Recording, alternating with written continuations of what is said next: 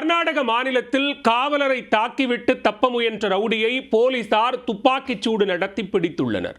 கத்தியால் தாக்கி தப்ப முயன்ற ரவுடி காலில் சுட்டு பிடிக்கப்பட்ட சம்பவத்தின் பின்னணி என்ன?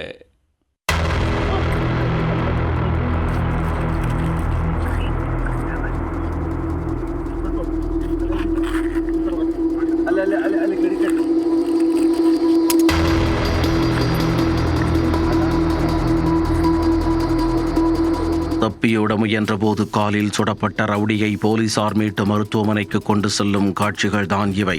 ரவுடி காலில் சுட்டு பிடிக்கப்பட்ட பரபரப்பு சம்பவத்தின் பின்னணி என்ன?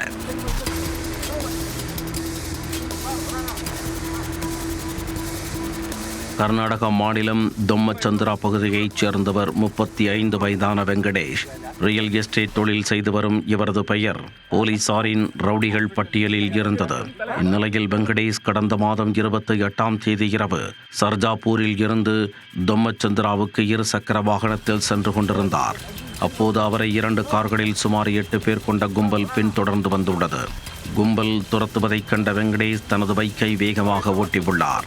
வெங்கடேஷ் தனது வீட்டை நெருங்கிய போது காரில் வந்த அந்த கும்பல் அவரை மடக்கியது.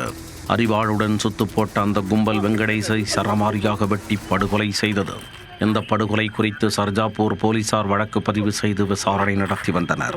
தீவிர விசாரணையில் ரவுடி சீனிவாஸ் என்பவருக்கு இந்த வழக்கில் தொடர்பு இருப்பது தெரிய வந்தது. அவரை வலைவீசி தேடி வந்த நிலையில் தொம்மச்சந்திராவில் பாழடைந்த வீடு ஒன்றில் பதுங்கியிருப்பதாக சர்ஜாப்பூர் போலீசாருக்கு ரகசிய தகவல் கிடைத்துள்ளது. அப்பகுதிக்கு போலீசார் விரைந்து சென்று பார்த்தபோது பாழடைந்த வீட்டில் அமர்ந்து சீனிவாஸ் சிகரெட் பிடித்துக் கொண்டிருப்பது தெரிய வந்தது. போலீசார் சுற்றி வளைப்பதை பார்த்ததும் அதிர்ந்து போன சீனிவாஸ் இடுப்பில் சொருகி வைத்திருந்த கத்தியை எடுத்துக்கொண்டு காவலர் இர்ஃபானை நோக்கி பாய்ந்துள்ளார்.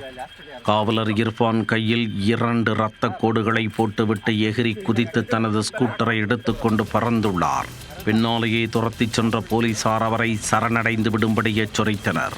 அதை கேட்கும் நிலையில்லாத சீனிவாஸ் ஸ்கூட்டரில் சிட்டாய் பறந்துள்ளார். அப்போது காவல் ஆய்வாளர் நவீன் தனது கைத்துப்பாக்கியை எடுத்து ரவுடி சீனிவாசின் வலது காலை குறிவைத்து சுட்டதில் சீறி பாய்ந்த தோட்டா அவரது காலை பதம் பார்த்தது. ரத்தம் தெறிக்க காலை பிடித்து கொண்டு ஸ்கூட்டருடன் சுரண்டு விழுந்த சீனிவாஸ் மீண்டும் எழுந்து கால் வலியுடன் சிறிது தூரம் ஓடிச் சென்று விழுந்துள்ளார். அவரை சுற்றி வளைத்த போலீசார் முதல் உதவி சிகிச்சை அளித்த பின் ஆம்புலன்ஸை வரவழைத்து அழைத்துச் சென்றனர். கத்திக்காயமடைந்த காவலர் இர்ஃபான் மற்றும் ரவுடி சீனிவாஸ் ஆகிய இருவரும் மருத்துவமனையில் அனுமதிக்கப்பட்டு சிகிச்சை பெற்று வருகின்றனர். கொலை வழக்கில் ரவுடி சுட்டு பிடிக்கப்பட்ட சம்பவம் அப்பகுதியில் பெரும் பரபரப்பை ஏற்படுத்தியுள்ளது.